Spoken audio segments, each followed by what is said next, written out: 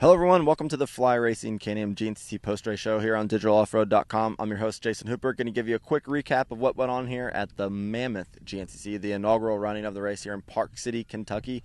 Coming into the race, we really didn't know what we were going to expect from the facility. We've heard all sorts of stories, that was going to be super rocky, similar to like a race we'd have at Somerset maybe last year.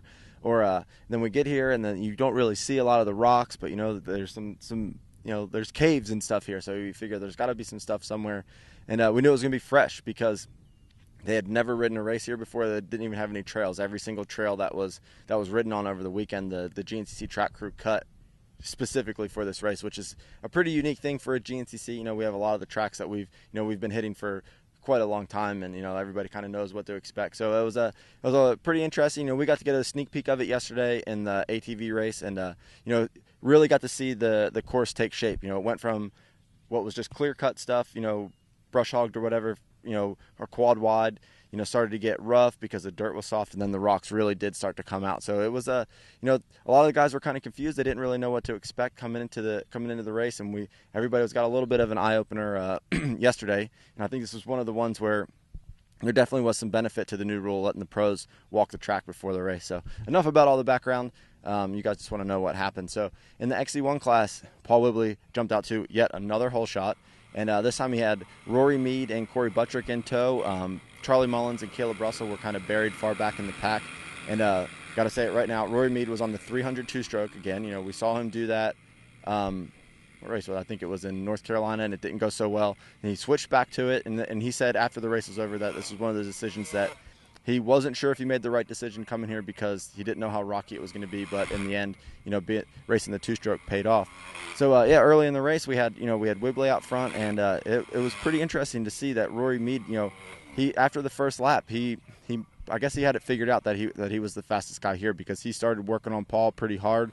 We saw him in some of the field sections running in on him, and he got around him and just started checking out. And we had Paul Whibley, Corey Buttrick, Charlie Mullins, Thad Duvall, Chris Bach was up there making his debut on the Yamaha, Nate Canny, and Caleb Russell, and it was pretty interesting watching things shuffle back and forth. There was one hill climb. It was called we had the FMF PowerPoint there for TV, and it was a pretty gnarly hill climb, and it ended up shaking things up a little bit. Caleb had worked his way up into fourth, and then he got stuck and went all the way back to like eighth or ninth, all just in one hill, and things kind of shook around there for a while, but it was, Corey Buttrick kind of started coming backwards. He rode a solid third there for a while. He started working his way back at the same time that, Charlie worked his way forward, and he and Paul Whibley kind of teamed up there, and they raced pretty well together, and they started to make a charge for Rory, and it seemed like Rory was pitting a little bit more than the other guys. I'm not 100% sure of that, but it seemed like,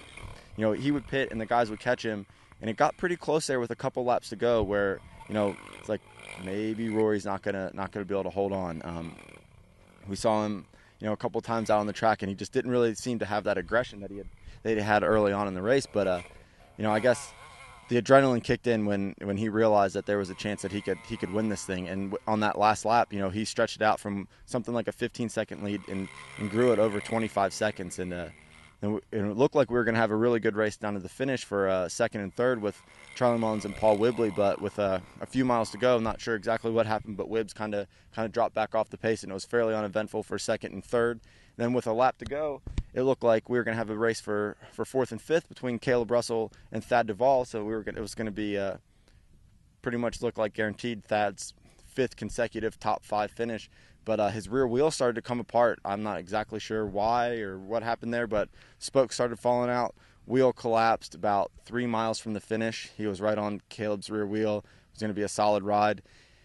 They ended up getting another wheel out to him, but by the time he was able to get back to the finish line, he was 12th, so it was pretty much last. I think he beat one guy that only did a few laps, so that wasn't. It's kind of a disappointing thing for Thad. He's been riding so consistent, so solid all year long, and it's kind of a bummer. So one guy I failed to mention already, I've just realized, was Jordan Ashburn that was up in that mix too, and he was mixing it up. And before this race, I kind of predicted that Ashburn would have a solid ride because we saw him last year at the Tennessee Knockout race, which is a real rocky technical thing, and he really excelled. So I thought this could be a good race for him. So we ended up having Jordan finish fifth, Chris Bach sixth place in his first ride on the Yamaha. He had less than an hour on the bike, dead stock suspension, borrowed a gas tank from Ampro Yamaha guys.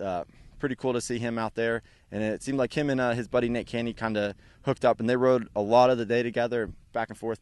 So Nate finished one spot behind him in 7th, and but the story of the day, really, Rory Mead just controlled this thing pretty much. It was a pretty cool thing to watch. You know, through some of the real technical sections. You know, I didn't realize how much of a trials background he really had, but he was picking lines that other guys didn't see, not dabbing a foot.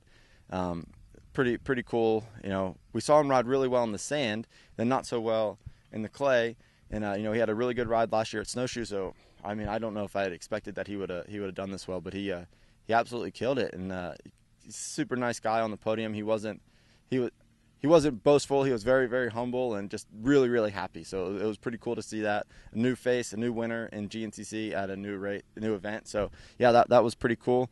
Caleb Russell's win streak came to an end, but he finished 4th. You know, so Whibley's going to pull a little bit of a points lead on him, but not too much. So it's gonna be a tight battle. You know, Charlie's going to inch back up since he finished 2nd. So things are going to start shaping up pretty interesting for the championship in that class, and we're getting pretty close to halfway through the season, which is hard to believe. But anyway, before we go, got to talk about the XC2 Pro Lights class. We had Steward Baylor jumped out to a 2nd place start behind Cody Gregg, who is like the Paul Whibley of starts for XC2. He's always up there in the front. But I knew if Steward gets a good start, you know, he's going to start checking out, and he really, really went for it early on in the race. Sorry, Nats. Get in my face. Yeah, and then but it was crazy because Jesse Robinson, who's kind of been struggling lately, reeled in Stu and passed him, took the lead, and those two guys were actually 1st and 2nd overall at one point in the race. And I know Jesse rides a lot of really technical stuff, likes to do a lot of trials training. There's a place called Brown Mountain up in North Carolina where we live. I've gone and ridden with him there, and you know, he's really, really solid at this kind of stuff. But you know, so he was putting it to Stu, and then we had Andrew DeLong, who didn't have the greatest start but worked his way up on the Husky, and he got in there, and we had, you know, those 3 riders were going at it pretty hard, and eventually, you know, Andrew would lead some of the race. Stewart led the latter portions of it, and going to the last lap, there was only about 5 seconds separating those 2 guys. That would be Baylor and DeLong. Robinson dropped off the pace just a little bit, and it was a pretty good race there. We thought maybe it was going to be a battle to the finish, but of course Baylor was able to pull out a little bit of a gap, cruise across the finish line, his 5th consecutive win. You know, he's been battling a little bit of a wrist injury. I don't know if he was completely 100%. I don't want to make excuses for the guy because he won, but he was sporting a brace all week long. But, you know, I think that kind of almost levels the playing field a little bit because we know DeLong's still not 100% recovered from his collarbone injury and collapsed lung. So, you know, Stu's been killing those guys, but I think the healthier that Andrew gets, you know, he could be a guy that battles with him. And a big shout out to Nick Davis, his first ride on the FAR Husky, finishes 4th. I think that's got to be his best ever XC2 result. So I don't know what that says about the bike, but I guess it can't be that bad if we've got 2 guys in the top 5 on it. Jed Haynes finished 5th, Brad Bakken 6th, and Jason Thomas struggled again. Not exactly what sure happened with him. We saw him riding around on the 2nd lap with his bark busters completely straight up in the air, so I'm guessing he had a big crash at some point, and he was just never in contention. You know, it was similar to what we saw him do at Big Buck, where he wasn't in it, except for this time he didn't put on the charge that he did at Big Buck that got him onto the podium. So 7th place, I know he's not happy with that, especially with the more time that he's had on the KTM. So it'll be interesting to see what happens there, but I guess that's pretty much it. I'll shut up for now and leave you guys alone. We're going to be coming back to you in a couple weeks from the new Indy 100 or whatever we're going to call it in Indiana. Hopefully the Limestone apparently is the name, and hopefully it doesn't rain and we have a repeat of last year. That's pretty much it. Stay tuned to digitaloffroad.com for info, updates, videos, photos, all that good stuff, and make sure you check out gnccracing.com. They've got all the live timing and scoring results pages, points, all that good stuff. So that's it. We'll see you in a couple weeks.